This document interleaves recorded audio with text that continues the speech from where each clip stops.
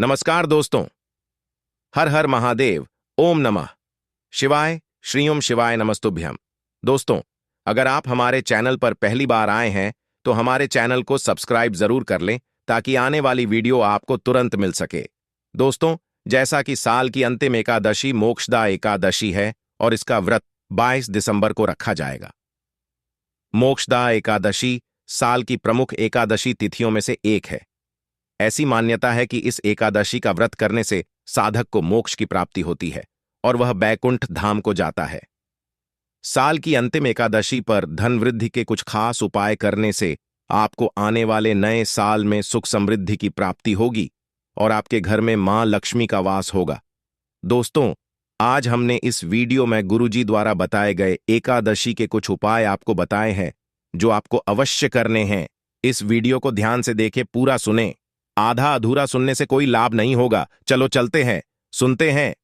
नमस्कार दोस्तों, ओम नमः शिवाय, जय महाकाल, श्री शिवाय नमस्तुभ्यं। जैसा कि आप सभी को पता है कि आज है शुक्रवार और शुक्रवार के दिन मां लक्ष्मी और भगवान विष्णु की पूजा की जाती है और आज एकादशी की तिथि पड़ रही है। देखो, आज जो एकादशी की तिथि है वो सुबह 8 बजे से चालू हो जाएगी और 23 दिसंबर सुबह 7:55 तक रहेगी, तो बहुत ही अच्छा दिन है, बहुत ही शुभ योग है। तो ऐसे में आपको अपने घर की सुख समृद्धि के लिए, लक्ष्मी प्राप्ति के लिए, अगर आपके घर में धन, वैभव, ऐश्वर्य की कमी है, जीवन में मान सम्मान की कमी है, घर से आर्थिक तंगी बनी रहती है, तो आपको आज के दिन एक छोटा सा उपाय करना है। इससे आपके जीवन का दुर्भाग्य सौभाग्य में बदल जाएगा और हमेशा आपके घर में सुख समृद्धि बनी रहेगी। तो इस उपाय को कैसे करना है और क्या क्या सामग्री लगेगा, पूरा इस वीडियो में बताएंगे। पूज्य गुरुदेव जी की कथा से सुनकर आपको समझाने का पूरा प्रयास करूंगा।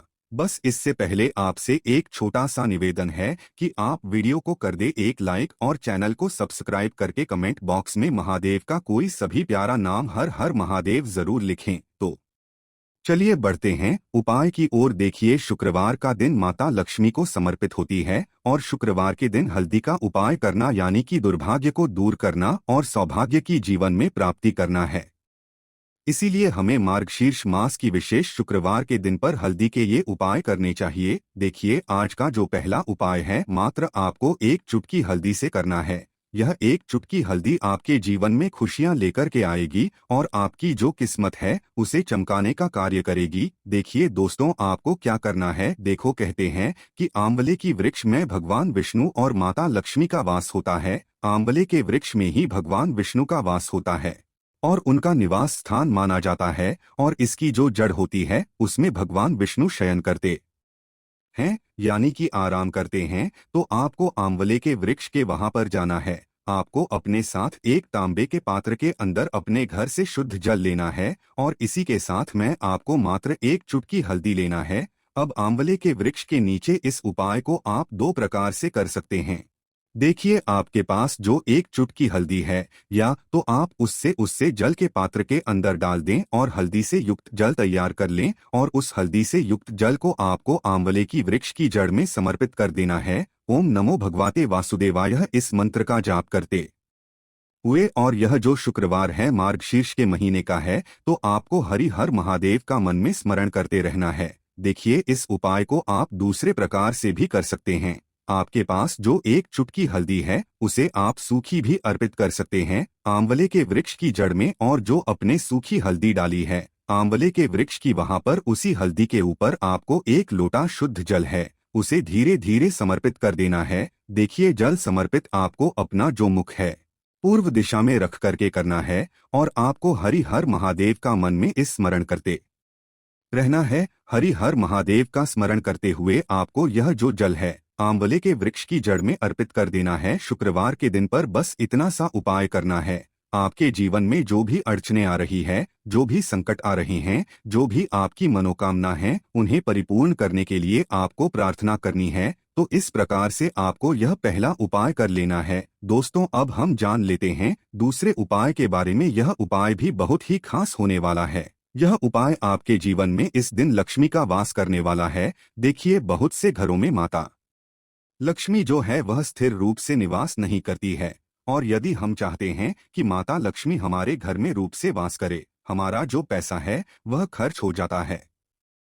अगर हम पैसा खर्च करने की नहीं भी सोचते हैं, तब भी हमारा जो पैसा है वह जाने का रास्ता खोज ही लेता है। यानी कि आपका जो धन है वह अस्पताल में खर्च हो जाता है। आपके जो बच्चे हैं वह बिगड़े हुए हैं। घर में जो है धन का जो आवाजें कम हो रही है और खर्च बढ़ते ही जा रहा है।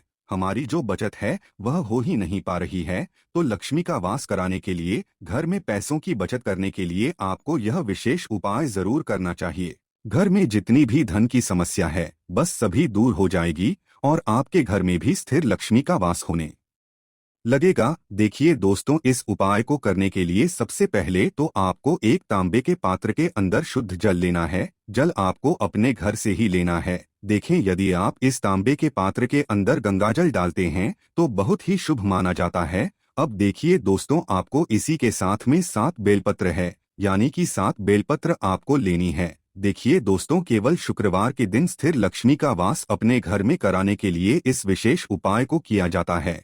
देखिए, यदि आपको 7 बेलपत्र नहीं मिल पाते हैं तो भगवान शिव के शिवलिंग पर चढ़ी हुई बेलपत्र को आप पुण्य शुद्ध जल से धोकर के उनका उपयोग कर सकते हैं। लेकिन आपको ध्यान रखना है कि जो भी बेलपत्र मिलता है वह कहीं से भी कटी, फटी या फिर खंडित नहीं होनी चाहिए। तो इस उपाय को आप शुक्रवार के दिन सुबह से लेकर के शाम तक किसी भी समय कर सकते हैं। देखिए, आपको 7 बेलपत्र और एक तांबे के पात्र के अंदर शुद्ध जल लेकर के पहुंचाना है सीधे भगवान शिव के मंदिर में। देखिए, इस उपाय को आप सुबह भी कर सकते हैं और शाम के समय भी कर सकते हैं। देखिए दोस्तों, सबसे पहले तो आपके पास जो 7 बेलपत्र हैं उन्हें आपको एक एक करके उसे जल के पात्र के अंदर डाल देनी है। अब यह जो बेलपत्र का जल है इसे आपको भगवान शिव के मंदिर में जहां नंदी महाराज होते हैं उनका पैर जो उठा हुआ होता है उस उठे हुए पैर पर आपको केवल इस पात्र से जल समर्पित करना है। कहने का अर्थ है कि जल आपको इतने धीरे समर्पित करना है कि पात्र से बेलपत्र बाहर न निकल पाए। केवल आपको जल नंदी महाराज के उठे हुए पैर के वहां पर समर्पित करना है। आपकी जो भी मनोकामना है, चाहे घर में धन आ नहीं रहा है या घर में स्थायी लक्ष्मी का वास नहीं हो, घर में आप 100 कमाते हैं, 200 खर्च हो रहे हैं, तो आपको कामना करनी है कि मेरे जीवन से ये जो सारी समस्या है ये सब भी दूर हो। तो इस प्रकार से आपको यह जल नंदी महाराज के उठे हुए पैर पर समर्पित करना है। देखो, आपको बेलपत्र समर्पित नहीं करनी है, ध्यान रखना सिर्फ जल समर्पित करना है। अब दोस्तों, आपके पास जो 7 बेलपत्र है उस पात्र के अंदर उन्हें आपको एक एक करके शिवलिंग पर अर्पित करते जाना है और आपको श्री शिवाय नमस्तुभ्यं इस मंत्र का जाप करते रहना है। देखिए, प्रत्येक बेलपत्र की चिकनी साइड शिवलिंग से स्पर्श होगी और डंडे वाला जो भाग है वह जलाधारी की ओर रहेगा। इस प्रकार से बेलपत्र शिवलिंग पर अर्पित कर देनी है। बस इतना सा उपाय आपको करना है।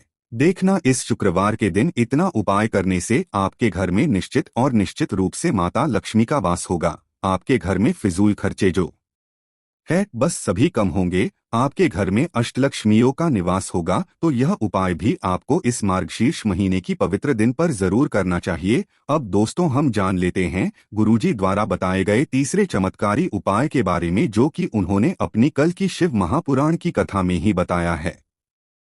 देखिए, इस उपाय के लिए आपको मात्र 1 बेलपत्र ले लेनी है और 2 शमीपत्र आपको ले लेनी है। ध्यान रखें कि बेलपत्र कहीं से भी टूटी हुई खंडित नहीं होनी चाहिए। अगर आपके पास बेलपत्र नहीं है तो आप शिवलिंग पर चढ़ी हुई बेलपत्र को पुण्य शुद्ध जल से धोकर के उसका उपयोग कर सकते हैं। इसी के साथ में आपको मात्र थोड़ा सा लाल चंदन भी लेना होगा। देखिए, सभी सामग्री लेकर के आपको पहुंच जाना होगा भगवान शिव के मंदिर में। मंदिर पहुंचने के बाद बेलपत्र की चिकनी साइड में आप सभी को पता है कि बेलपत्र में 3 पत्तियां होती है, बीच में एक बड़ी पत्ती होती है और नीचे की 2 छोटी पत्तियां होती है। तो नीचे की जो 2 छोटी पत्तियां है, तो नीचे की जो 2 पत्तियां है उन्हीं 2 पत्तियों पर आपको एक एक शमीपत्र रख देना है और इन्हीं शमीपत्र के ऊपर आपको लाल चंदन की एक एक बिंदी लगा देनी है।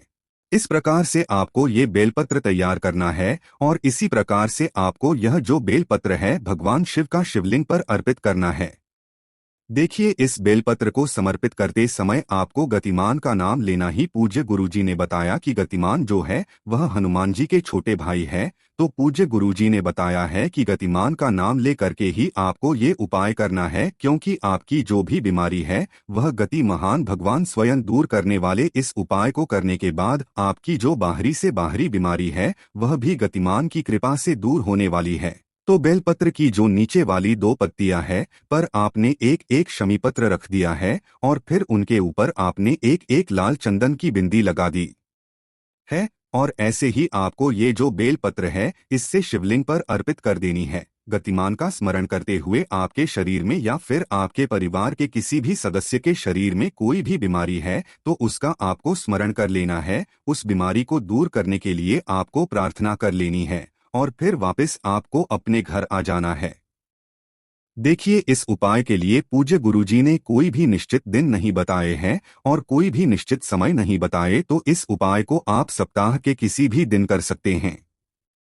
आप सोमवार से लेकर के रविवार तक इस उपाय को कर सकते हैं। आप सप्ताह में प्रतिदिन इस उपाय को भी कर सकते हैं, साथ ही साथ सप्ताह के किसी एक दिन भी इस उपाय को कर सकते हैं। पूज्य गुरुजी ने बताया है कि यदि आपको बीमारी ज्यादा हुई है तो आपको ये उपाय अवश्य करना है। दोस्तों, आज हमने इस वीडियो में गुरुजी द्वारा बताए गए 3 चमत्कारी उपाय बताए हैं जो आपको अवश्य करने हैं। उपाय को करते समय कोई भी गलती नहीं करनी है।